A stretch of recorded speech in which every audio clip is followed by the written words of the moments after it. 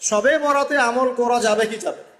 ঠিক এই যে আগামীকাল আল্লাহ পাকের একটা রহমত আমাদেরকে দিয়েছেন যে লাইলাতুন নিসফু মিনাশ শাবান, শাবান মাসের মধ্য রজনী, আল্লাহ পাকের রহমত।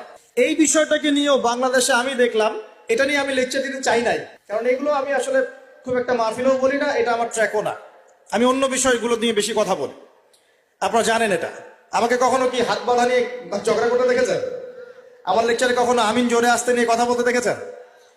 আমি মনে করি উম্মার এই ফিতনাময় অবস্থায় এই বিষয়গুলো চেয়ে বেশি ইম্পর্টেন্ট আমাদের আকীদা ঠিক আছে কিনা, আমরা তাওহীদ পন্থী কিনা, আমরা সুন্নাত ঠিক আছে কিনা, আমলে বেদাত ঢুকছে কিনা, আমরা হালাল খাই কিনা, সুদ থেকে দূরে থাকতে পারছি কিনা, সমসাময়িক এই বিশ্ব সম্পর্কে সচেতন কিনা, মুসলিম উম্মার বিরুদ্ধে যারা চক্রান্ত ষড়যন্ত্র করছে ওদের ব্যাপারে আমরা সচেতন কিনা, শেষ জামানাকে আমরা ডিল করতে পারবো কিনা। বড় বড় বিষয়গুলোকে ফোকাস না করে আমরা যখন ছোটখাটো বিষয় নিয়ে মারামারি করতে থাকি, আস্তে আস্তে আমাদের মধ্যে ঐক্য সংহতি নষ্ট হয়, দলে দলে উম্মা বিভক্ত হয়ে যায়।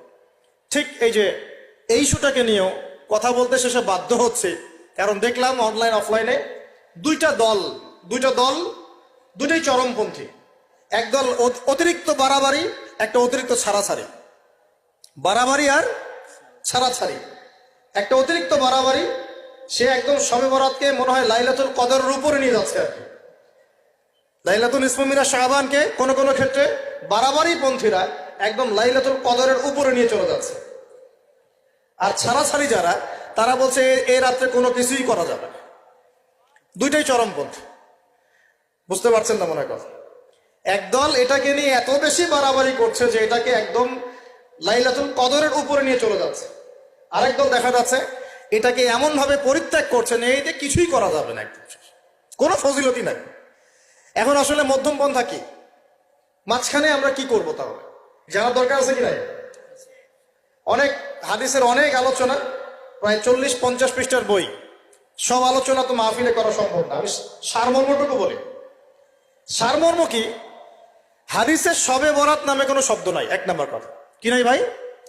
শবে বরাত নামে কোনো শব্দ নেই, আছে লাইলাতুন নিসফু মিনাশ শাবান, শাবান মাসের মধ্য রজনী। শাবান মাসের মধ্য রজনী। শাবান মাস কি? উত্তর, নবী সাল্লাল্লাহু আলাইহি ওয়াসাল্লাম রমজান মাসের পর যে মাসে রোজা রাখতে বেশি গুরুত্ব দিয়েছেন তার নাম শাবান।